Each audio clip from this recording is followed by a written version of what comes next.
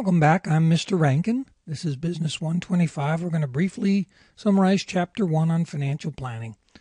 Some of the key learning objectives are to explain why financial planning is so important, describe the 5 basic steps of personal financial planning, and list the 10 principles of personal financial planning.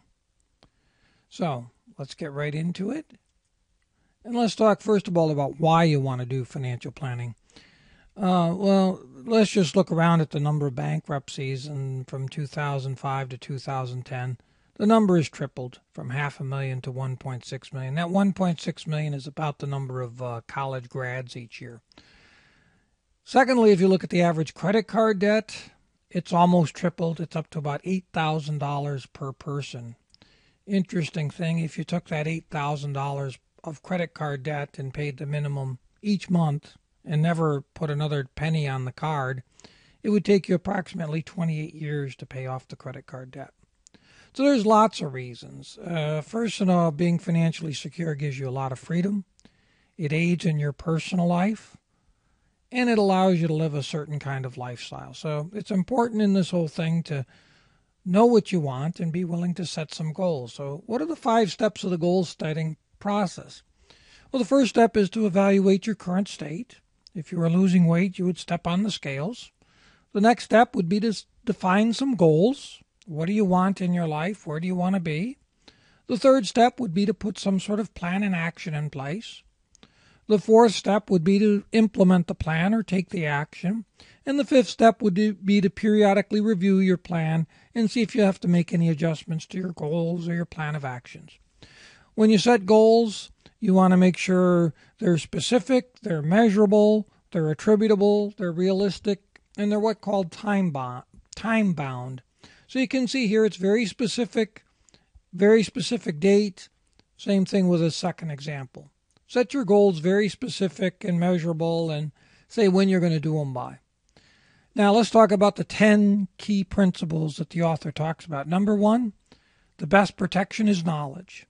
For example, we give here is the IRS, the Internal Revenue Service, the folks that collect taxes, had $1.2 billion of unclaimed tax refunds.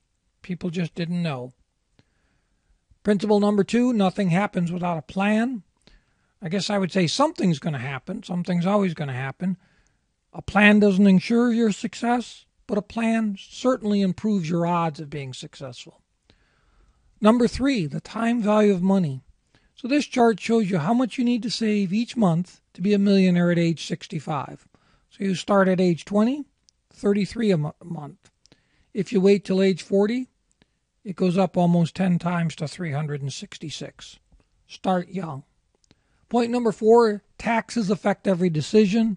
The little chart shows you the difference between a tax deferred, which we will go into investment, versus a non-tax deferred. The important thing you need to know is we need to ensure we take taxes into account in our decision. Point number 5, stuff happens, unexpected things. Make sure you have some sort of liquid assets, an emergency fund. Most people would recommend 3 to 6 months of expenses. Number 6, be smart in your spending. Understand the difference between wants and needs, and do your research. Tax refund anticipation loans are up here because if you do the math, those charge close to 100% in interest. Number 7, protect yourself from catastrophe. Lower your risk. Evaluate whether you need insurance, and we'll help you with that. What type, how much. Point number 8, risks and rewards go hand in hand. The higher the investment return, normally will require a higher risk. Number 9, make sure you have your mind games. Understand there's a million people out there trying to get you to spend your money. You're the most important. Pay yourself first. Number 10, just do it. You see it's the same chart, how much it takes to be a millionaire, because the biggest thing young people have going for them is time. Hope that helps. It's a quick overview of Chapter 1. I'm Mr. Rankin. There's my email. If you have any questions, have a great week.